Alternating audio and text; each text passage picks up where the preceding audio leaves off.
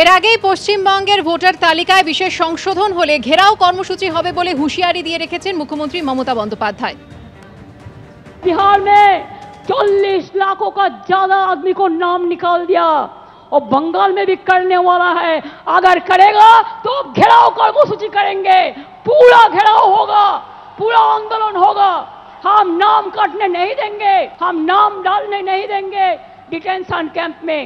BJP चक्रांत तो चलছে, নির্বাচন কমিশনের ষড়যন্ত্র চলছে। এ রাজ্যে ভোটার তালিকা সংশোধনের প্রক্রিয়া কবে হবে সেই তারিখ নিয়ে জল্পনার মধ্যে রাজনৈতিক কাজিয়া উঠেছে তুঙ্গে। ইলেকশন কমিশনকে উত্তর দিতে হবে যে কি এমন ঘটলো যে আজকে মানুষের রাতের ঘুম উড়ে গেল।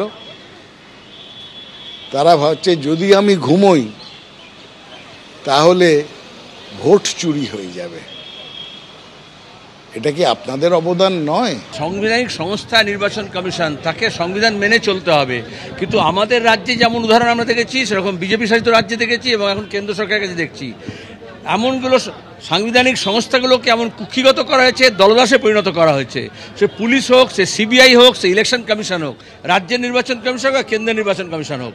এই জন্য সাংবিধানিক ব্যবস্থাকে বাঁচাতে হবে। কোনো ইন্ডিপেন্ডেন্ট এজেন্সি যদি ফ্রিডম তার না থাকে, যদি সে দলদাস হয়ে যায়, তো দেশের সর্বনাশ হবে। এটা তো সকলে জানে, সারা দেশেই এসআইআর হবে, এটা রুটিন প্রক্রিয়া।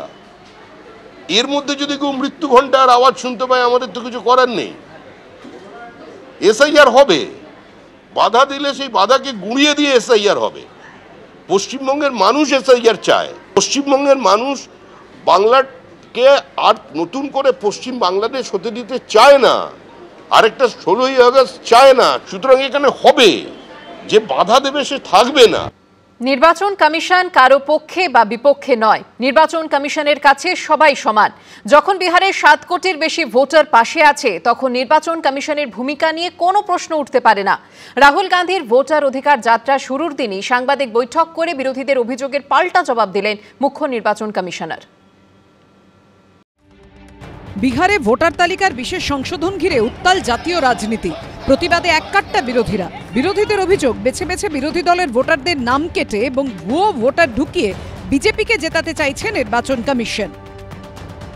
कर्नाटक में एक लोकसभा एक विधानसभा में हमने इंक्वायरी शुरू की। पता लगा कि एक विधानसभा में 1 लाख से ज्यादा वोट चोरी हुए और इन वोटों के कारण लोकसभा की सीट कर्नाटक में बीजेपी जीती। হরিদাস সব ইজদাস সব বিজেপির ভোট দেখলে পারে না, বিজেপির ভোট দেখলে পারে লজ্জা করে না। তুমি তোমার ক্ষমতা জানো না, অমিত শাহ দালালি করছো চেয়ারে বসে। এই প্রেক্ষাপটে রবিবার সাংবাদিক বৈঠক করে বিরোধীদের পাল্টা জবাব দিলেন মুখ্য নির্বাচন কমিশনার গণেশ কুমার। चुनाव आयोग के लिए न तो कोई विपक्ष है, न तो कोई पक्ष है, सब समकक्ष हैं। जब चुनाव आयोग के कंधे पर बंदूक रखकर भारत के मतदाताओं को निशाना बनाकर राजनीति की जा रही हो, तो आज चुनाव आयोग सबको स्पष्ट करना चाहता है कि चुनाव आयोग निडरता के साथ सभी गरीब, अमीर, बुजुर्ग, महिला, युवा सहित सभी वर्गों और सभी धर्मों के मतदाताओं के साथ बिना किसी भेदभाव के चट्टान की तरह खड़ा था, खड़ा है और खड़ा रहेगा। দেশ জোড়া বিতর্কের আবহে ভোটার তালিকার বিশেষ সংশোধনের প্রথম দফার শেষে বিহারে খসড়া ভোটার তালিকা প্রকাশ করেছে নির্বাচন কমিশন, যেখানে বাদ পড়েছে 65 লক্ষের বেশি ভোটারের নাম। এখনো পর্যন্ত বিহারে ভোটার তালিকায় 21 লক্ষ মৃতের হদিশ মিলেছে। জানিয়ে বিতর্ক কম হয়নি। এমনকি নির্বাচন কমিশনের তথ্যকে ভুল প্রমাণ করতে ভোটার তালিকায় মৃত হিসেবে চিহ্নিত এমন কয়েকজনকে সুপ্রিম কোর্টেও হাজির করা হয়েছে। যদিও ভোটার তালিকার বিশেষ সংশোধনে স্বচ্ছতা বজায় রাখা হচ্ছে বলেও দাবি করলেন মুখ্য নির্বাচন কমিশনার। सत्य तो यह है कि कदम से कदम मिलाकर